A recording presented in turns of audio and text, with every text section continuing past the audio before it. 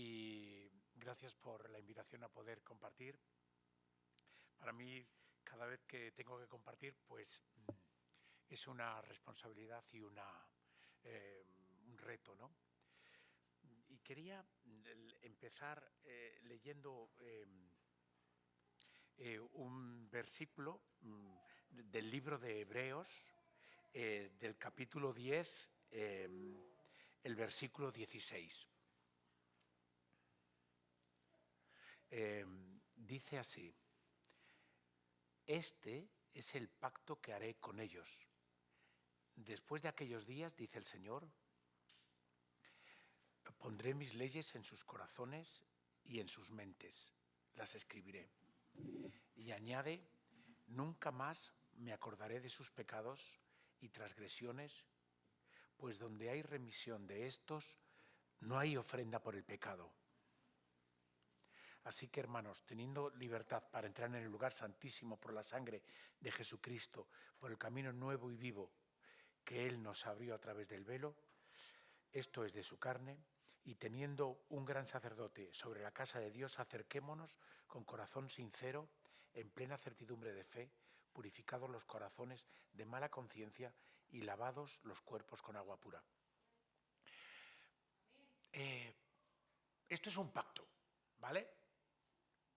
Yo siempre había mirado este texto como si fuera una promesa, como diciendo, esto es algo que sucederá en el futuro, que Dios hará un trabajo en cada uno de nosotros de una forma misteriosa, de la noche a la mañana, como en un abrir y cerrar de ojos, nos cambiará.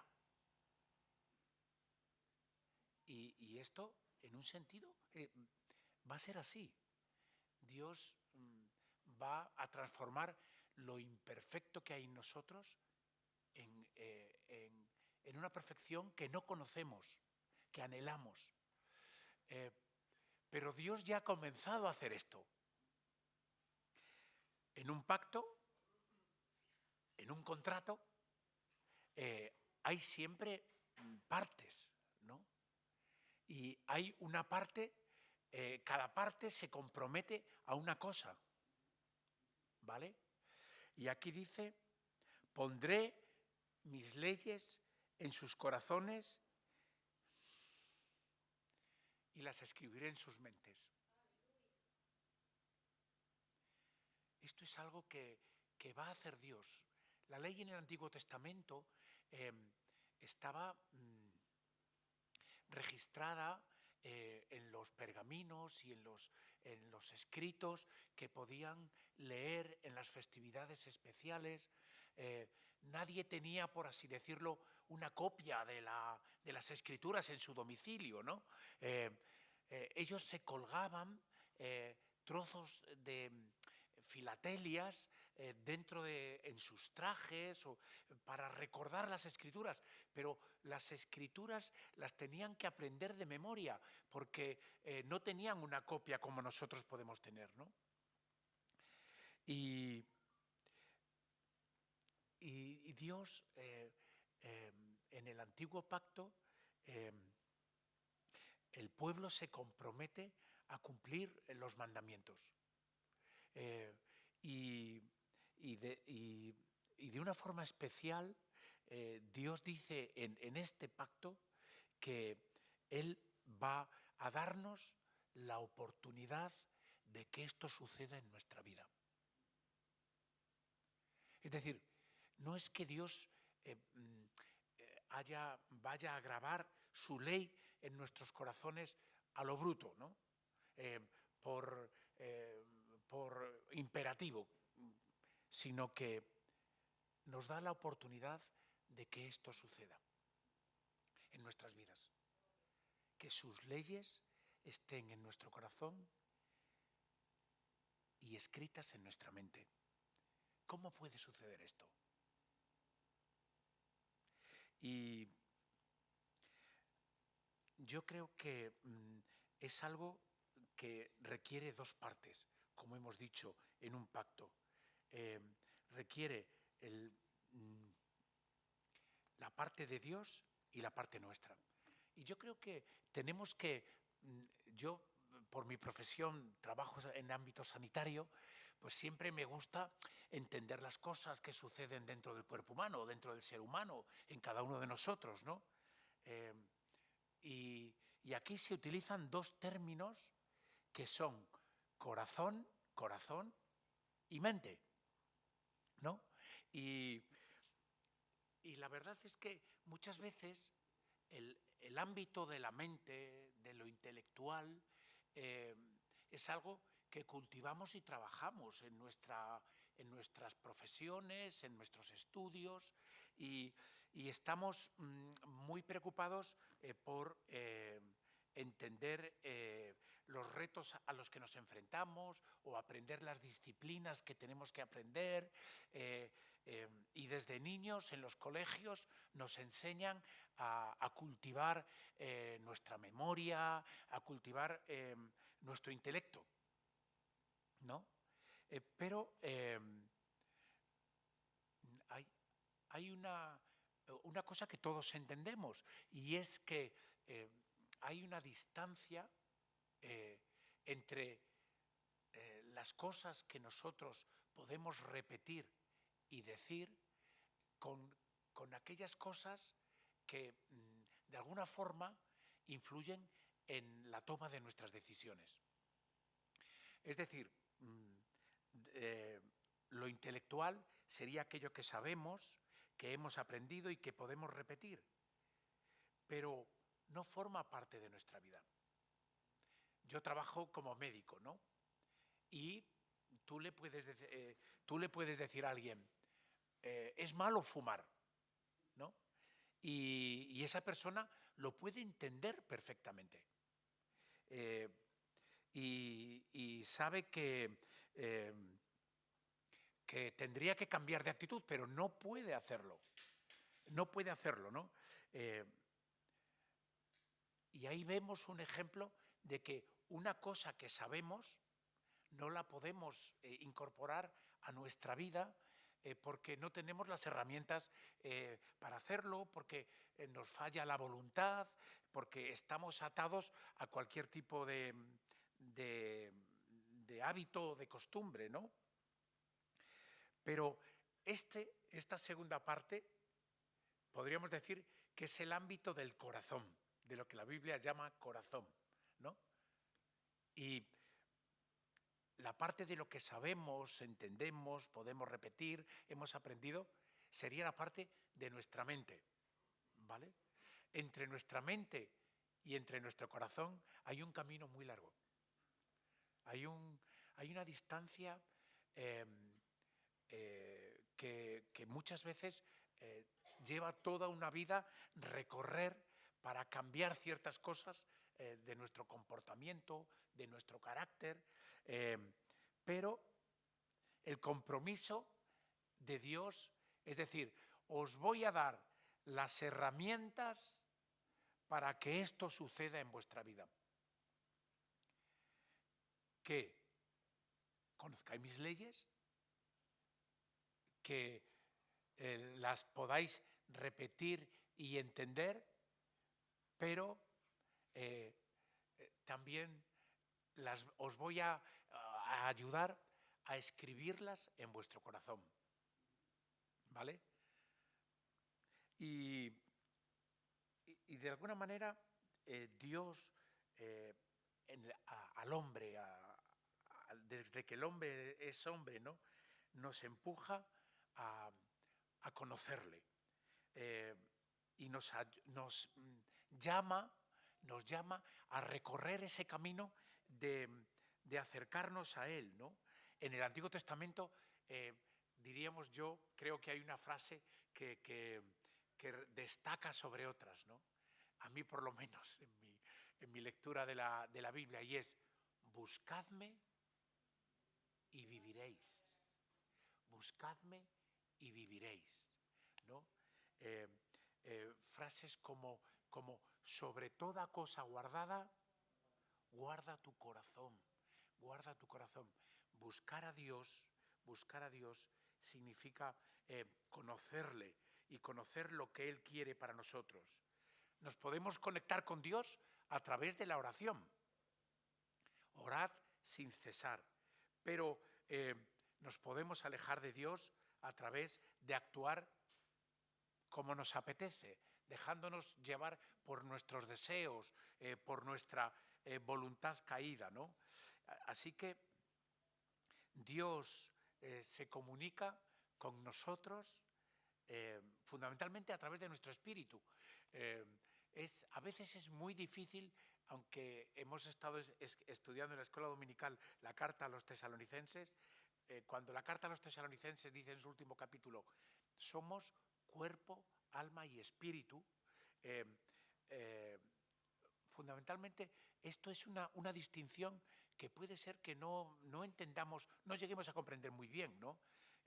Hemos hablado de la mente, hemos hablado también del alma y de alguna manera el alma podría ser parte de nuestra, lo que en psicología se llama psique, es decir, el alma es una parte de nosotros, una parte que tiene que ver con nuestros razonamientos, con nuestras emociones, con nuestras decisiones, con nuestros sentimientos,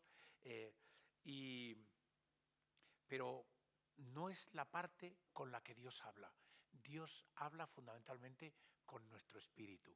El espíritu es una parte de nosotros que es específica para podernos relacionar con Dios, para poder hablar con Él y a esta parte Dios, con esta parte nos comunicamos con Dios y en esta parte Dios nos habla. Nuestro espíritu, antes de conocer a Jesús, está muerto merced a que hemos decidido, el hombre ha decidido estar apartado de Dios y vivir su propia vida, pero Dios a través de Jesús nos llama a ese nacimiento de nuevo de nuestra vida, a lo espiritual. Lo espiritual es el contacto con Dios, es el escuchar su voz, es el hablarle a Él, ¿no? Hay cosas que solo podemos discernir, entender de esta manera, de una forma espiritual, ¿no? Y a nuestro alrededor las personas viven tomando decisiones únicamente vinculadas a su cuerpo, a sus deseos, a sus apetitos, a sus necesidades. Los eslogan que oímos a nuestro alrededor son escucha a tu cuerpo, reflexiona sobre lo que te sucede, piensa en cómo te sientes, ¿no?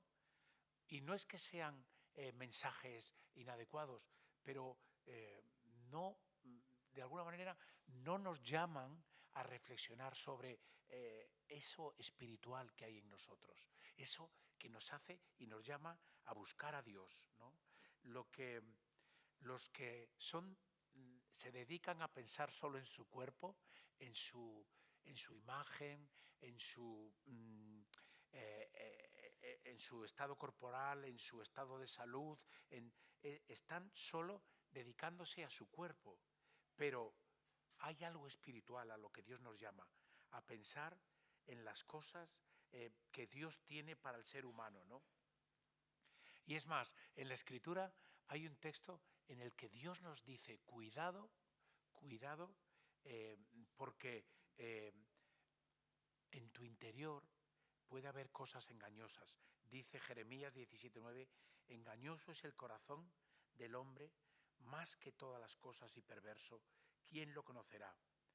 Y dice Dios, yo escudriño la mente, pruebo el corazón, para dar a cada uno según su camino, según el fruto de sus obras. Y esta es la situación en la que nos pone Dios, y es la situación de que estamos alejados de Él, de que necesitamos conocerle, pero necesitamos nacer a un espíritu, a lo espiritual, a la realidad del espíritu en nosotros. Ahora, ¿cómo Dios hace que nosotros podamos cambiar? Y creo que es muy bonito pensar. Vamos a ir a Marcos 4, donde dice en el capítulo 4, en el versículo 1, Jesús, eh, que es el enviado de Dios, que es el que nos va verdaderamente a ayudar a cumplir el pacto de Dios con nosotros, ¿no? Jesús está enseñándonos, ¿no? Y Jesús es, eh, es, el, es el maestro por excelencia. Él tiene para decirnos aquellas cosas que nosotros tenemos que desarrollar para poder vivir en plenitud, ¿no? Y en la parábola del sembrador, en el Evangelio de Marcos, en el capítulo 4, dice Jesús: otra vez comenzó Jesús a enseñar junto al mar y reunió a su alrededor de él mucha gente, tanto que entrando en una barca se sentó en ella en el mar, y toda la gente estaba en tierra junto al mar. Y les enseñaba por parábolas muchas cosas, y decía en su doctrina: oíd, he aquí el sembrador salió a sembrar, y al sembrar aconteció que una parte cayó junto al camino, y vinieron las aves del cielo y la comieron. Otra parte cayó en pedregales, donde no tenía mucha tierra, y brotó pronto porque no tenía profundidad de tierra. Y brotó pronto porque no tenía profundidad de tierra, pero salido el sol se quemó, y porque no tenía raíz se secó. Otra parte cayó entre espinos, y los espinos crecieron y la ahogaron, y no dio fruto. Pero otra parte cayó en buena tierra y dio fruto, pues brotó y creció, y produjo a 30, a 60 y a 100 por uno. Entonces les dijo: el que tenga oídos para oír, que oiga. Es curioso, pero en esta parábola Jesús encierra algunas enseñanzas que son fundamentales. Cuando sus discípulos posteriormente le preguntan por la explicación a la parábola, Jesús dijo: ¿no sabéis esta parábola? ¿Cómo pues entenderéis todas las parábolas? Esta parábola es la primera que describe Marcos en su Evangelio, y es de alguna manera una parábola clave que nos ayuda a entender la pedagogía de Jesús. Cómo Jesús enseña, cómo Jesús conoce al hombre y cómo el hombre responde a su mensaje, a su enseñanza, ¿no? Y en esta parábola nos habla de cuatro tipos de personas, ¿no? Muchas veces yo he tendido a ver esta parábola como aquello que sucede cuando tú hablas del Evangelio a otras personas. Y esto es una forma de entender esta parábola. Pero para mí, esta parábola, a la vez que tiene este sentido, es también algo que define a cada uno de los creyentes. Nos define acerca de cómo es nuestra actitud a la hora de escuchar lo que Dios tiene que decirnos, ¿no? Y Jesús dice que hay cuatro tipos de personas.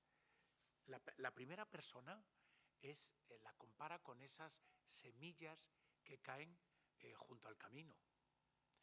Todos sabemos que junto al camino la tierra está muy dura y el agua probablemente no profundice, sino que el agua corre. No es capaz de mojar esa tierra. Y yo pensaba que ese tipo de personas son personas que tal vez escuchan dormidos el mensaje, o incluso ni se acercan a Dios para oír lo que tiene que decirles, ¿no? Oyen pero sin prestar atención. Tal vez están con los cascos puestos para no oír a Dios. Y oyen y no toman apuntes. Mi mujer siempre me dice: estoy harto de que siempre estás tomando notas y, bueno, se pueden tomar notas y no leer las notas, pero si tomas notas es posible que con posterioridad puedas entender algo o recordar algo de lo que has escrito, ¿no? Eh, y Jesús dice que estas personas que escuchan el mensaje de Dios, estos creyentes que a veces eh, se acercan al mensaje de Dios, pero no le dan la importancia suficiente, eh, pueden ser que oigan, pero no entienden. Y por tanto, pues el enemigo quita rápidamente ese mensaje de su vida, ¿no? Y, y creo que aquí es curioso eso, pero estamos en un mundo donde lo que hace el enemigo es cultivar la distracción, cultivar la, el hecho de que tú tengas tu mente constantemente ocupada y no tengas tiempo ni capacidad para dedicarle a las cosas que Dios nos dice, ¿no?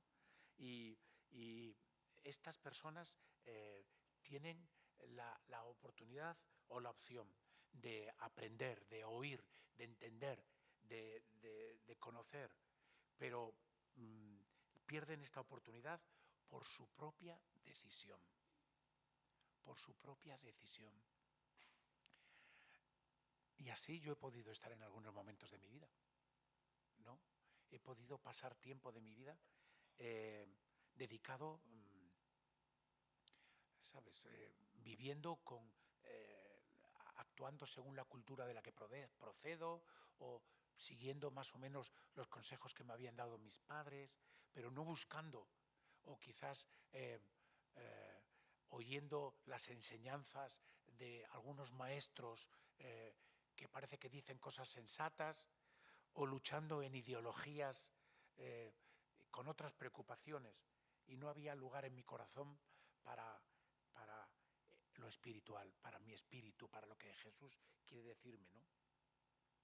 Otros dice dice que es como si el mensaje cayera en un lugar donde hay piedras, ¿no? Eh, en donde hay piedras también hay tierra y donde hay tierra una semilla que cae con, con agua puede profundizar y crecer.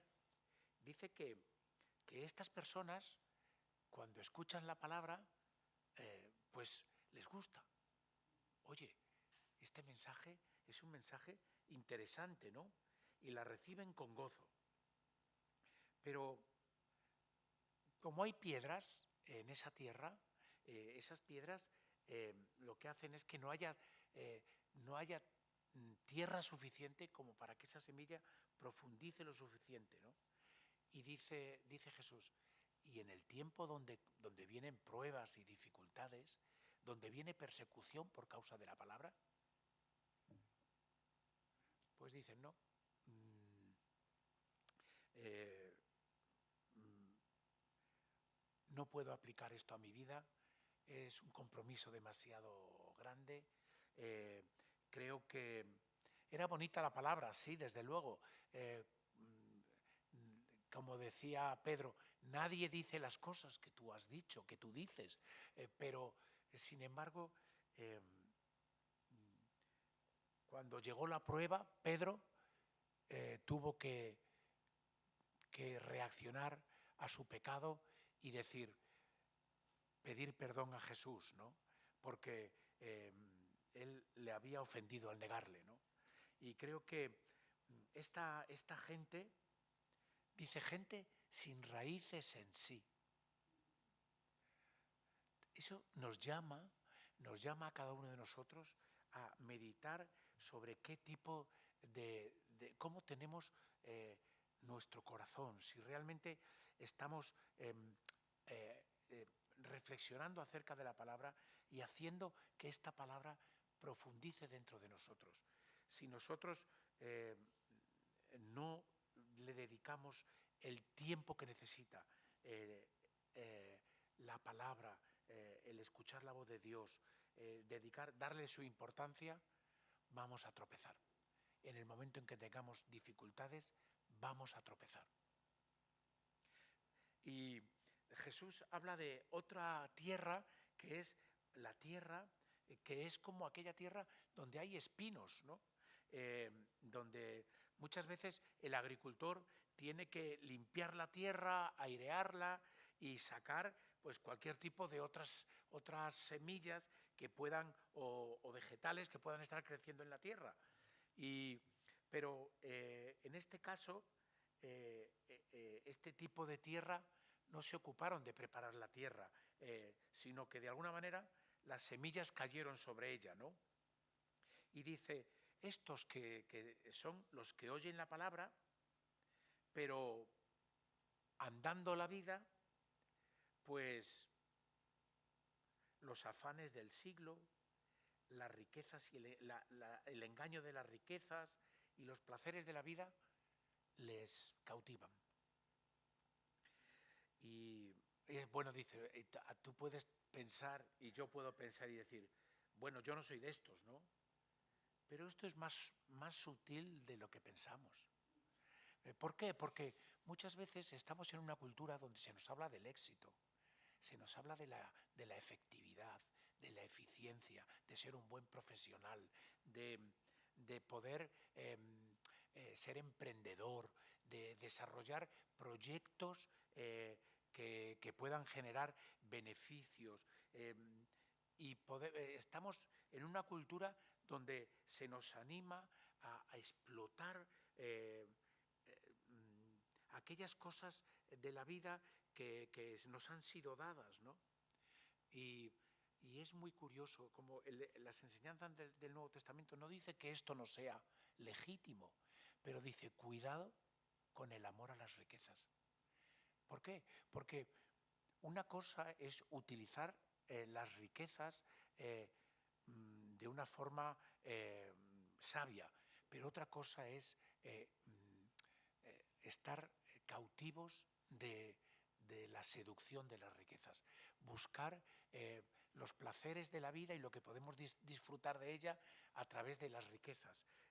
Podemos vivir envidiando a los que tienen riquezas, podemos estar cayendo en una pendiente sin darnos cuenta,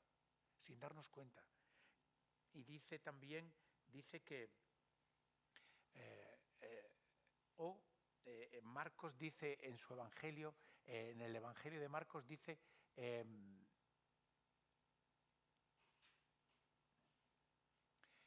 y las codicias de otras cosas.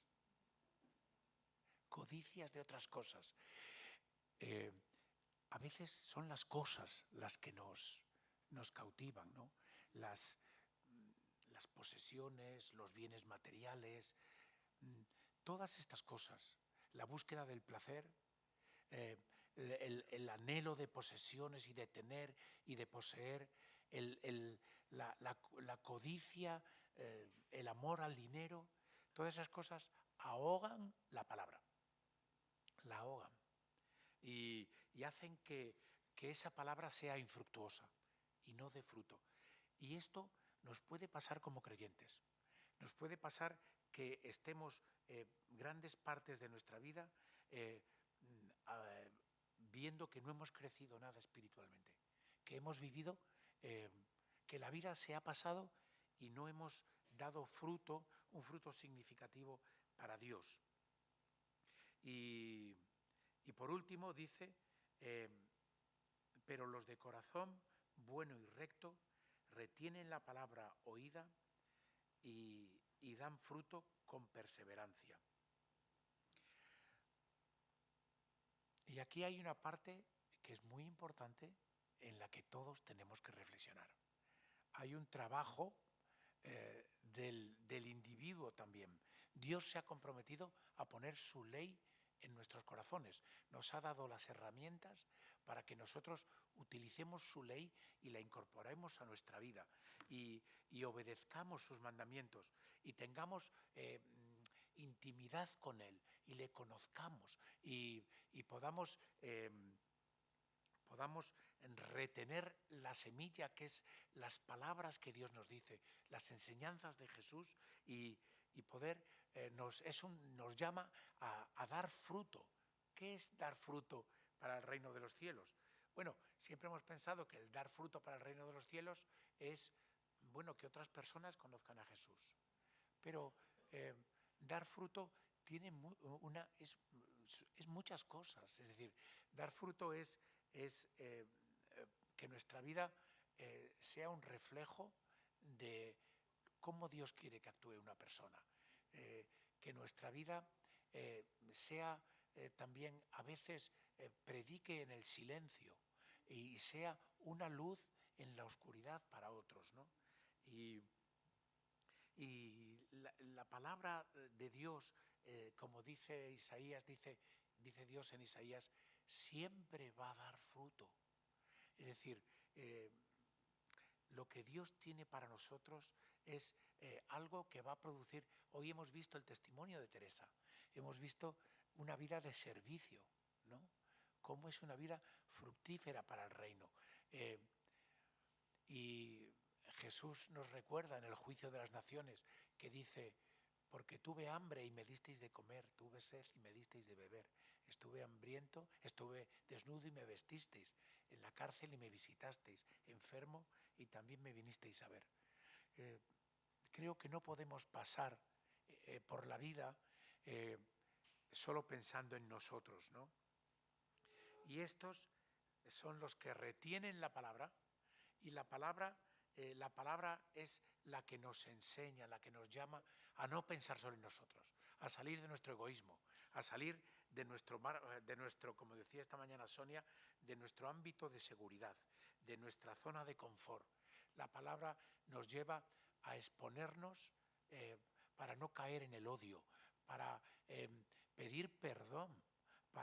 La palabra nos lleva a reconocer nuestros errores, a reconocer las carencias de nuestro carácter y a no conformarnos. La palabra nos lleva y nos llama y denuncia que sobre toda cosa guardada tenemos que guardar nuestro corazón, que es el motor de nuestra vida, de nuestros actos, de nuestras decisiones. Tenemos que examinar nuestras actitudes, comprender cómo actuamos y dejar que la palabra nos enseñe y nos instruya, ¿no? Así que dice, a mí me gusta mucho, porque lo que dice el evangelista Marcos en el capítulo 4, después de leer la parábola del sembrador, en el versículo 10, cuando ya se había ido la multitud, dice: cuando estuvo solo Jesús, los que estaban cerca de él con los 12 le preguntaron sobre la parábola. Esto me pasa a mí.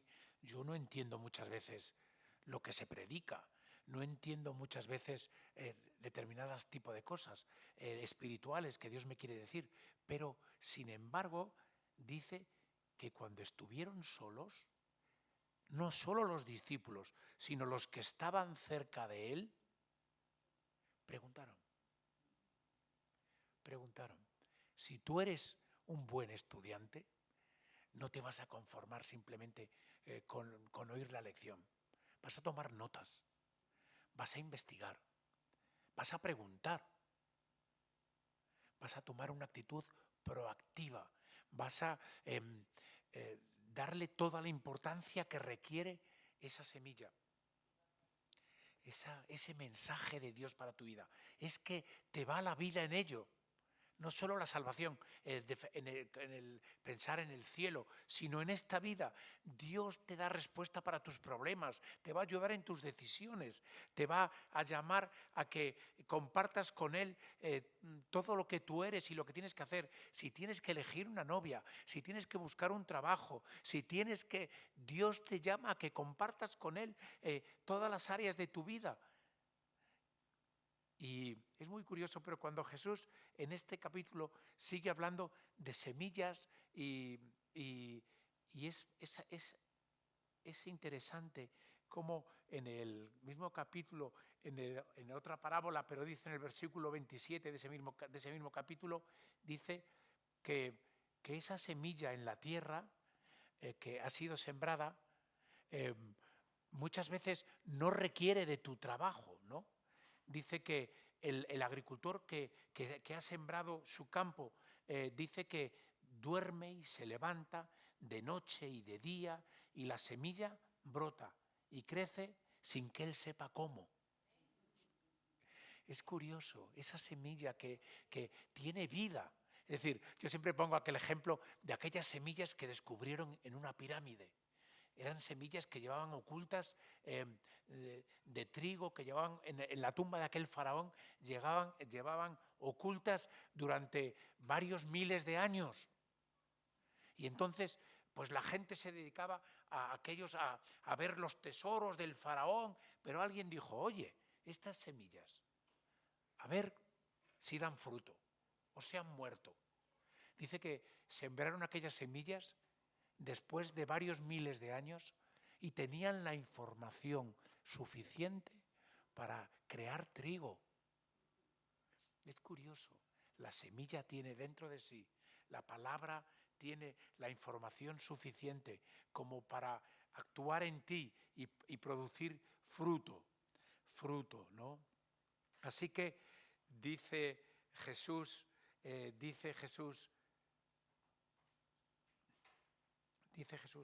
¿cómo vas a oír?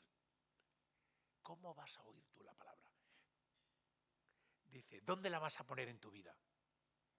¿La vas a poner en el centro de tu vida o la vas a esconder debajo de la cama? ¿No? ¿Qué vas a hacer con la palabra? ¿La vas a poner a funcionar o la vas a ocultar? Dice Jesús que a nosotros nos es dado conocer los misterios del reino de Dios. Y dice Jesús, al que tiene, se le dará más.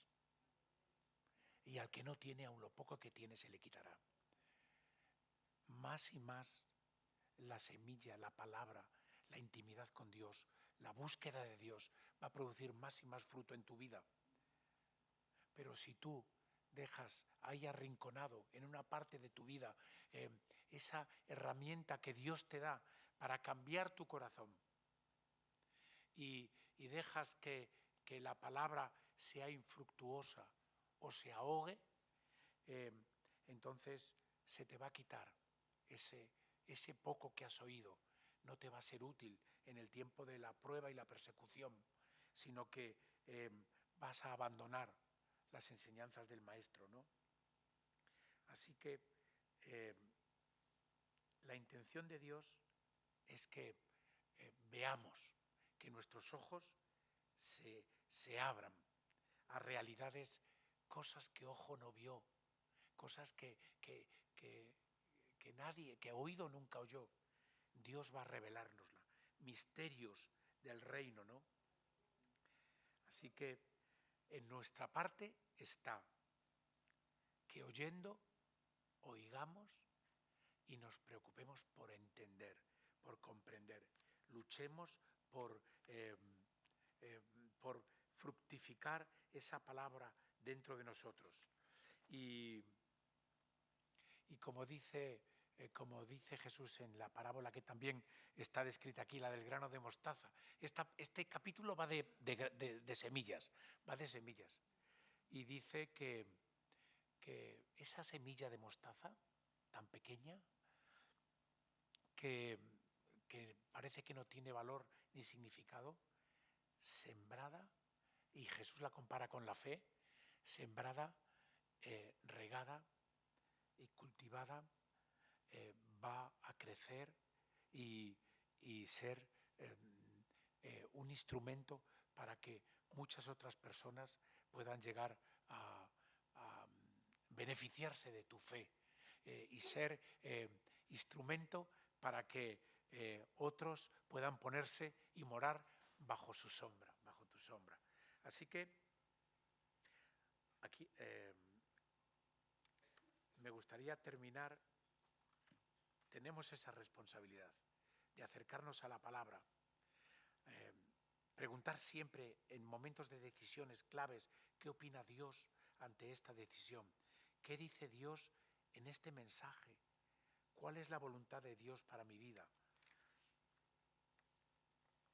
Y recordando ese versículo para terminar que dice el apóstol Pablo en Romanos, dice, aunque parezca paradójico, nos regocijamos en nuestros sufrimientos, porque sabemos que el sufrimiento produce perseverancia. La perseverancia, entereza de carácter, y la entereza de carácter, esperanza. Dios permite que suframos para que esa semilla crezca en nosotros. Y el crecimiento en el carácter es su prioridad, es su alta prioridad para nuestras vidas. Dios, no nos cansemos ni digamos, yo soy así. Jesús quiere cambiarte, quiere cambiarme. Sufrimiento, perseverancia, entereza de carácter y esperanza. Es lo que Dios tiene para nosotros. Muy bien, pues que Dios os bendiga, hermanos. Y gracias por vuestra paciencia y perseverancia.